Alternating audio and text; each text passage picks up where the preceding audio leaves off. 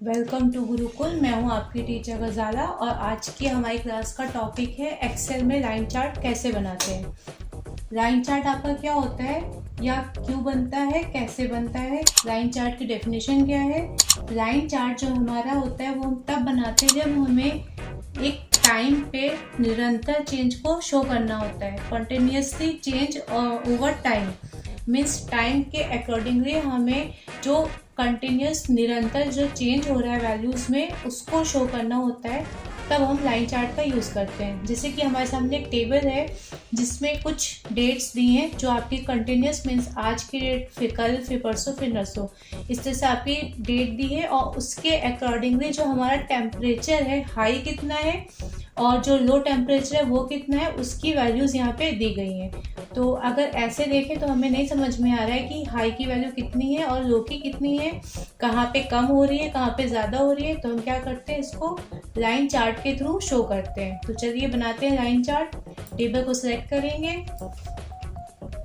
Insert tab पे आएंगे और यहाँ से देखेंगे कि हमारा लाइन चार्ट कहाँ पे है। ये हमारा लाइन चार्ट, इस पे हम आपको जो भी यहाँ से लेआउट लेना है आप उस पर क्लिक कर सकते हैं। 2D लेना है तो आप 2D पे क्लिक कीजिए और अगर आपको 3D लेना है तो आप 3D पे क्लिक कर सकते हैं। चलिए पहले हम 2D बनाते हैं फिर 3D बनाएंगे। जब आप चार्ट पे क्लिक करेंगे तो ये देखिए आपका चार्ट ऐसे बन के आएगा। ये जो हमारी लाइनें हैं ये हमारी लो और हाई टेम्परेचर को शो कर रही हैं। जो हमारी ब्लू लाइन है ये हमारे जो हाई टेम्परेचर है उसको शो कर रही है और जो हमारी मरून लाइन है वो हमारे लो टेम्परेचर को शो कर रही है। तो इस तरह से जो हमारी नीचे डेट्स हैं उसके अकॉर्डिंग हमारा जो टेम्परेचर जो घट रहा है और जो टेम्परेचर बढ़ रहा है उसको हमने इस चार्ट के थ्रू शो कर दिया। जैसे कि आप लोग न्यूज़ में सुनते हैं कि आज का जो टेम्परेचर है मिनिमम कितना है और मैक्सिमम कितना है, तो ये तो आपका वैल्यूज़ में हो गया। अगर इसे हमें ग्राफिकली रिप्रेजेंट करना हो तो हम कैसे करेंगे, तब हम वहाँ पे यूज़ करेंगे लाइन चार्ट का। तो ये आपका 2D है। अगर हम इसे चेंज करते हैं 3D में तो हमारा चार्ट कैसे दिखेगा। तो यहाँ पे आपको देखने में समझ में आ रहा है कि कहाँ पे आपकी हाई की वैल्यू कम हुई, कहाँ पे इंक्रीज हुई, उसी तरह से आपकी लो की वैल्यू कहाँ पे हाई हुई, कहाँ पे इंक्रीज हुई। जब हमारी डेट 3-1 है तो हमारी जो हाई की वैल्यू है वो आपकी 43 है और लो की वैल्यू 34। तो ये जो हमारा हाई है ये आपका 43 यहाँ पे है इस पॉइंट पे, और जो हमारा लो है वो यहाँ 40 और 30 के बीच में 34 यानी इस पॉइंट पे है। फिर जब नेक्स्ट डेट आपकी आई तब आपकी हाई की वैल्यू कितनी थी 44, मीन्स आपका जो हाई है टेम्परेचर वो थोड़ा सा इंक्रीज हुआ और जो आपकी लो की वैल्यू है वो भी 39 मीन्स वो भी इंक्रीज हुआ। तो देखिए यहाँ पे ये भी आपका ऊपर को उठते हुए, ऊपर को उठ रहा है मीन्स यहाँ पे ये इंक्रीज हो रहा है। तो जब ऊपर की तरफ बार उठता है तो वहाँ पे इंक्रीजिंग होती है, जो वैल्यू होती है वो बढ़ती है, और जहाँ पे बार नीचे की तरफ स्लोप आता है, बार का नीचे की तरफ गिरता है तो वहाँ पे आपकी जो वैल्यू होती है वो नीचे गिर रही होती है, डिक्रीज हो रही होती है। तो इन दोनों बार में जहाँ जहाँ पे आपका जो लाइन है वो ऊपर की तरफ जा रही है मीन्स वहाँ पे जो आपका टेम्परेचर है वो बढ़ रहा है, और जब नीचे की तरफ आ रही है लाइन का जो स्लोप है नीचे की तरफ है तो वहाँ पे आपका जो टेम्परेचर है वो आपका घट रहा है। तो इस तरह से लाइन चार्ट के थ्रू जो हमारा निरंतर चेंज होता है टाइम के अकॉर्डिंगली डेटा में उसको हम शो कर सकते हैं। ये आपका 2D था, इस जगह आप 3D में करना चाहें तो आप चेंज चार्ट टाइप पे आएंगे और यहाँ से चार्ट के लेआउट को चेंज कर देंगे तो आपका जो लेआउट है वो आपका चेंज हो जाएगा। इस तरह से आप इसको 3D में लगाकर भी देख सकते हैं। आई होप आपको समझ में आ गया कि लाइन चार्ट कैसे बनाते हैं। तो चलिए अब देखते हैं एरिया चार्ट हम कैसे बनाते हैं एक्सेल में।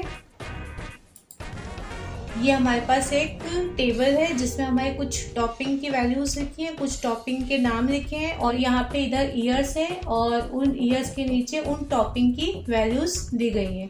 तो चलिए अपनी टेबल को सिलेक्ट करेंगे, कैसे बनाते हैं इसको देखते हैं।